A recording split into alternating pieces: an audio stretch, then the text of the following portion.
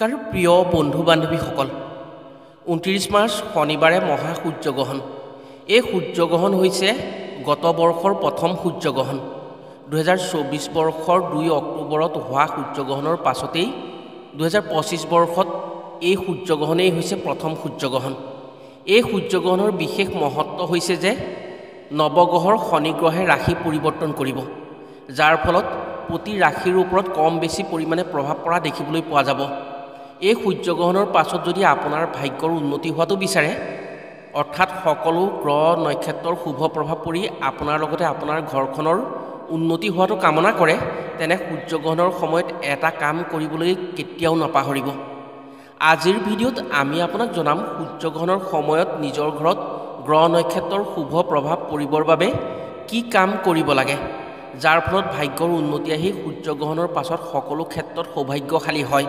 সূৰ্যগ্ৰহণৰ সময়ত কোন কোন ক্ষেত্ৰসমূহত অধিক সতৰ্ক হ'ব লাগে নহলে সূৰ্যগ্ৰহণৰ সময়ত হোৱা মহাজাগতিক আলোড়নৰ ফলত গ্ৰহ নক্ষত্ৰৰ অশুভ প্ৰভাৱ পৰি দুখ দৰিদ্ৰতা বিপদ বিঘিনি হ'বলগীয়া হয় এই সময়ছোৱাত গৰ্ভৱতী মহিলা বৃদ্ধ ব্যক্তি আৰু সৰু সৰু ল'ৰা ছোৱালীৰ ক্ষেত্ৰত কি সাৱধানতা গ্ৰহণ কৰিব লাগে সেয়েহে আপুনি যদি জ্যোতিষশাস্ত্ৰ বাস্তুশাস্ত্ৰ আৰু আধ্যাত্মিকতা বিশ্বাস কৰে তেনে আজিৰ ভিডিঅ'টো আপোনাৰ বাবে অতি লাগতিয়াল ভিডিঅ' 2025 বৰ্ষৰ প্ৰথম সূৰ্যগ্ৰহণৰ পৰা শনিয়ে ৰাশি পৰিৱৰ্তন কৰাৰ ফলত তিনি ৰাশিৰ ক্ষেত্ৰত যি বিপদৰ আশংকা আহিব তেওঁলোকে গ্ৰহণৰ সময়ত শনি সন্তুষ্টিৰ বাবে নিজৰ ঘৰত কি কাম কৰি থ'ব পাৰিলে বিপদ বিঘিনিৰ সলনি শনি গ্ৰহৰ কৃপাত উন্নতি হ'ব কথাসমূহ জানি নিশ্চয় উপকৃত হ'ব পাৰিব 29 মাৰ্চ শনিবাৰে যি সূৰ্যগ্ৰহণ হ'ব সেই সূৰ্যগ্ৰহণ সাধাৰণ সূৰ্যগ্ৰহণ নহয় খেনো ঠাইত 4 ঘণ্টা পৰ্যন্ত সূৰ্যৰ পোহৰ দেখিবলৈ পোৱা নাযাব এই সূৰ্যগ্ৰহণৰ পাছৰ পৰা তিনি ৰাশিৰ মহাদশা আৰম্ভ হ'ব শনিৰ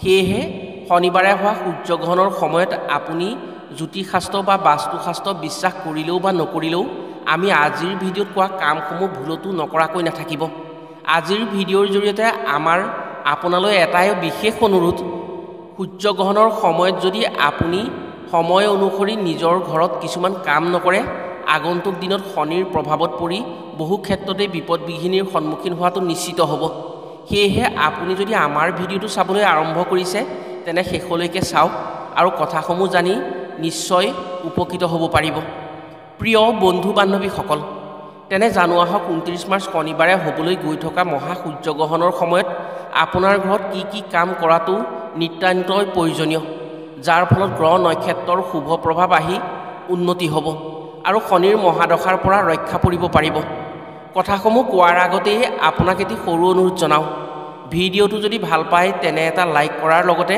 কমেণ্ট বক্সত শনিদেৱক ভক্তি কৰি ওম শনিদেৱাই নমঃ বুলি লিখিবলৈ কেতিয়াও নাপাহৰিব আৰু যদি আমাৰ চেনেললৈ প্ৰথম আহিছে তেনে চেনেলটো ছাবস্ক্ৰাইব কৰাৰ লগতে অন্য 10 জনে উপকৃত হোৱাকৈ ভিডিঅ'টো শ্বেয়াৰ কৰিবলৈ অনুৰোধ জনালোঁ আমি বহুতেই হয়তো বিপদত পৰাৰ সময়ৰ পাছতহে প্ৰতিকাৰৰ কথা চিন্তা কৰোঁ যেতিয়া বিপদত পৰা হয় তেতিয়ালৈ প্ৰতিকাৰ কৰিবলৈ থাকিলে সমস্যা বহু জটিল হৈ পৰে যদি সময়ত প্ৰতিকাৰ কৰা হয় তেনে বিপদৰ আশংকা কম থাকে আৰু বিপদত পৰিলেও সেই বিপদৰ পৰা মুক্ত হোৱাৰ উপায় থাকে সেয়েহে যিকোনো ক্ষেত্ৰত আগতীয়াকৈ যদি বিপদ অহাৰ কথা গম পোৱা হয় তেনে সেই ক্ষেত্ৰত আগতীয়াকৈ প্ৰতিকাৰ কৰিব পাৰিলে সমস্যা কম হয় জ্যোতিষশাস্ত্ৰৰ নিয়ম অনুসৰি যদি সূৰ্যগ্ৰহণৰ সময়ত কোনো ৰাশিৰ জাতক জাতিকাই কিছুমান উপায় কৰিব পাৰে তেনে তেওঁলোকৰ জীৱনত দুখ যান্ত্ৰণা বিপদ বিঘিনি সমস্যা দূৰ কৰি সুখ সমৃদ্ধি আৰু অপাৰ ধন সম্পদৰ গৰাকী হ'ব পাৰে গ্ৰহৰ শুভ প্ৰভাৱত তেওঁলোকৰ উন্নতি হয় ইয়াৰ উপৰিও সূৰ্যগ্ৰহণৰ সময়ত এনে কিছুমান সৰু সৰু কামৰ কথাৰ ওপৰত গুৰুত্ব দিব লাগে যে যদি সূৰ্যগ্ৰহণৰ সময়ছোৱাত সেই কামসমূহলৈ গুৰুত্ব নিদি সৰু ভুল কিছুমান কৰা হয় তেনে জীৱনত দুখ দৰিদ্ৰতা অহাৰ লগতে বিভিন্ন বেমাৰ ব্যাধিত পৰি নানান দুখ কষ্ট পাবলগীয়া হয় যদি আপোনাৰ ওচৰলৈ ধন অহাৰ সকলো ৰাস্তা বন্ধ হৈ পৰিছে ভাগ্যই আপোনাক লগ নিদিয়া হৈ আপোনাৰ বেপাৰ বাণিজ্য দিনে দিনে বেয়ালৈ গতি কৰিছে আপোনাৰ বা আপোনাৰ ঘৰখনক বেমাৰে লগ নেৰা হৈছে আপোনাৰ ঘৰখনক কোনোবাই তন্ত্ৰমন্ত্ৰ বা ক'লা যাদু কৰা বুলি আপোনাৰ সন্দেহ হৈছে তেনে সূৰ্যগ্ৰহণৰ সময়ত যদি আপুনি আপোনাৰ ঘৰত এটা উপায় কৰিব পাৰে তেনে এই সমস্যাসমূহৰ পৰা আপুনি নিশ্চিতভাৱে ৰক্ষা পৰিব পাৰিব যিহেতু এই সূৰ্যগ্ৰহণ অমাৱস্যাৰ দিনাই লাগিব ধাৰ্মিক মান্যতা অনুসৰি সূৰ্যগ্ৰহণৰ সময়ত যিবোৰ দৈবিক শক্তি থাকে সেই দৈবিক শক্তিসমূহৰ প্ৰভাৱ কমি যায় আৰু অপশক্তিৰ প্ৰভাৱ বেছি হৈ পৰে।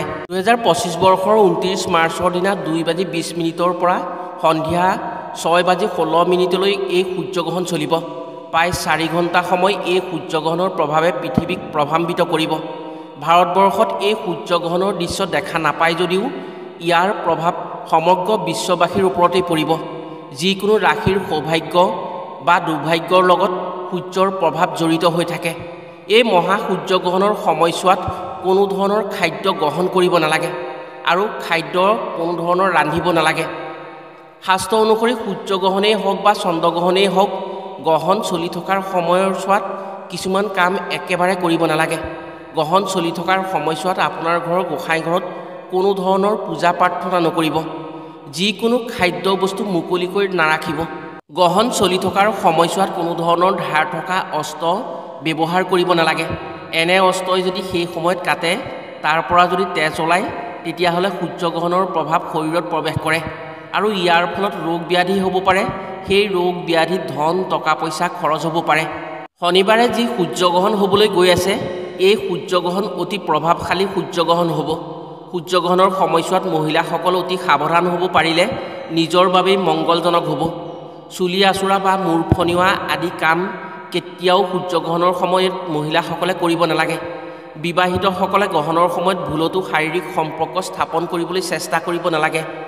ইয়াৰ উপৰিও যিসকল গৰ্ভৱতী মহিলা আছে, তেওঁলোকে ভুলতো খাদ্যবস্তু গ্ৰহণ কৰিব নালাগে।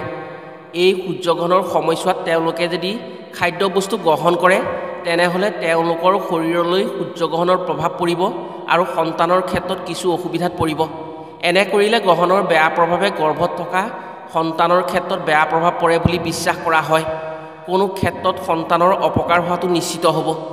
প্ৰিয় বন্ধু বান্ধৱীসকল, এতিয়া সূৰ্যগ্ৰহণৰ সময়ত কৰা উপায়সমূহৰ বিষয়ে জানো আহক। গ্ৰহণৰ সময়ত যদি আপুনি এইসমূহ উপায় কৰিব পাৰে, তেনে আপোনাৰ ভাগ্যৰ পৰিৱৰ্তন হৈ সৌভাগ্য আহি ধন টকা পইচাৰ ক্ষেত্ৰত উন্নতি হোৱাটো নিশ্চিত হৈ পৰিব। ইয়াৰ বিপৰীতে নৱগ্ৰহৰ শুভ প্ৰভাৱ পৰি ৰোগ ব্যাধিৰ পৰাও আপুনি মুক্ত হ'ব পাৰিব। যিসকলে ধনৰ সমস্যাত পৰি আছে, ধাৰ ঋণৰ সমস্যাত পৰি কষ্ট পাই আছে, যাৰ জীৱনত ধন টকা পইচা অহাৰ সকলো পথ বন্ধ হোৱাৰ উপক্ৰম হৈছে, সেইসকলে এনেধৰণৰ সমস্যাৰ পৰা পৰিত্ৰাণ পাবৰ বাবে সূৰ্যগ্ৰহণৰ সময়ত এখন ৰঙা কাপোৰ ল'ব আৰু সেই কাপোৰখনত এবাটি নিমখ বান্ধি ল'ব। সেইখিনি আপুনি আপোনাৰ ঘৰৰ পূজাগৃহত বা প্ৰাৰ্থনা গৃহৰ দুৱাৰৰ সন্মুখত ৰাখি থ'ব। যেতিয়া গ্ৰহণ ভাগিব বা গ্ৰহণৰ পাছদিনা সেই টোপোলাটো কোনো আহঁত গছৰ গুৰিত আপুনি থৈ আহিব। নক্ষত্ৰৰ বেয়া প্ৰভাৱত যদি আপোনাৰ ধন টকা পইচাৰ দিশত অভাৱ হৈছে বা কৰ্মত যদি শনিৰ বেয়া দশাৰ প্ৰভাৱ পৰিছে, তেনে আপোনাৰ সেই সকলোবোৰ বেয়া প্ৰভাৱ দূৰ হৈ পুনৰ আপোনাৰ হাতলৈ ধন টকা পইচা আহি কৰ্মত সফলতা আহি ব্যৱসায় বাণিজ্যত উন্নতি কৰিব পাৰিব। গ্ৰহণৰ সময়ত এই উপায় সকলো লোকেই কৰিব পাৰে। এই উপায় কৰাৰ ফলত শত্ৰুৰ প্ৰভাৱো ধ্বংস হয়।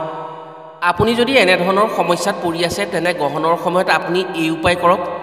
আপুনি নিশ্চয় উন্নতি কৰিব পাৰিব। দ্বিতীয় উপায়টো সূৰ্যগ্ৰহণৰ সময়ত যদি কৰিব পাৰে, তেনে আপোনাৰ ঘৰৰ সদস্যসকল বিপদমুক্ত হ'ব। যদি ঘৰত হাই কাজিয়া মনোমালিন্য অপশক্তিৰ প্ৰভাৱ তন্ত্ৰমন্ত্ৰৰ দ্বাৰা শত্ৰুৱে আপোনাক বা আপোনাৰ ঘৰখনক দুৰ্বল কৰিব বিচাৰিছে, তেনে এই প্ৰয়োগৰ ফলত সকলো নষ্ট হৈ পৰিব। এই উপায় কৰিবলৈ আপোনাক এটা নাৰিকল লাগিব। এই উপায়ৰ ফলত সৰ্বসুখ প্ৰাপ্তি হয়। সূৰ্যগ্ৰহণৰ আগে আগে আপুনি এটা নাৰিকল কিনি আনিব। যেতিয়া সূৰ্যগ্ৰহণ লাগিব, তেতিয়া সেই নাৰিকলটোত সেন্দুৰেৰে সূৰ্যৰ এটা ছবি আঁকিব। উদিত সূৰ্যৰ ছবি আঁকিব পাৰিলে ভাল। যেতিয়া আপুনি সূৰ্যৰ ছবি আঁকি হ'ব, তেতিয়া আপুনি সেই নাৰিকলটো নি আপোনাৰ ঘৰৰ প্ৰতিজন সদস্যৰ মূৰৰ ওপৰেৰে ঘড়ীৰ কাটাৰ দিশত ঘূৰাই এবাৰ সেই ব্যক্তিজনক নাৰিকলটোৱে স্পৰ্শ কৰাব। ইয়াৰ পাছত নাৰিকলটো আপোনাৰ পূজাৰ গৃহৰ বা প্ৰাৰ্থনা গৃহৰ দুৱাৰৰ ওচৰত ৰাখি থ'ব। গ্ৰহণ ভগাৰ পাছত যদি সেইদিনাই পাৰে, সেই নাৰিকলটো আপুনি কোনো পানীত পেলাই দিব। যদি সেইদিনা নোৱাৰে, তেনেহ'লে সেই নাৰিকলটো পিছদিনা আপুনি কোনো বোৱতী নদীত পেলাই দিব, নহ'লে পুখুৰী বা বিলত পেলাই দিব। যদি আপোনাৰ ওচৰত তেনে পানীৰ উৎস নাই, তেনেহ'লে আপুনি আহঁত গছৰ ওচৰত সেই নাৰিকলটো থৈ আহিব।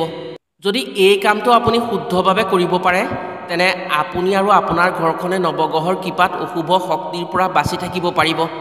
ক'লা যাদু তন্ত্ৰমন্ত্ৰ বা কোনো অশৰীৰী শক্তিৰ বেয়া প্ৰভাৱে আপোনাৰ ঘৰখনৰ সদস্যসকলক একো হানি বিঘিনি কৰিব নোৱাৰে। সূৰ্যগ্ৰহণ যেতিয়া ভাগিব অৰ্থাৎ সমাপ্ত হ'ব তেতিয়া আপোনাৰ ঘৰত কিছুমান কাম কৰিব পাৰিলে অতি মংগলজনক হয়। সূৰ্যগ্ৰহণৰ পাছত আপোনাৰ ঘৰৰ সকলো ঠাইতেই গংগাজল তুলসী পাতেৰে ছটিয়াব পাৰে। তেনে গ্ৰহণৰ সময়ত পৰা বেয়া প্ৰভাৱসমূহ আঁতৰি যায় বুলি বিশ্বাস কৰা হয়। ইয়াৰ উপৰিও সূৰ্যগ্ৰহণৰ সময়ত যি কাপোৰ আপুনি পৰিধান কৰি থাকিব সেই কাপোৰ গ্ৰহণ ভগাৰ লগে লগেই তিয়াই গা ধুই দিব লাগে। এনে কৰিলে শৰীৰলৈ অহা সূৰ্যগ্ৰহণৰ প্ৰভাৱ দূৰ হয়।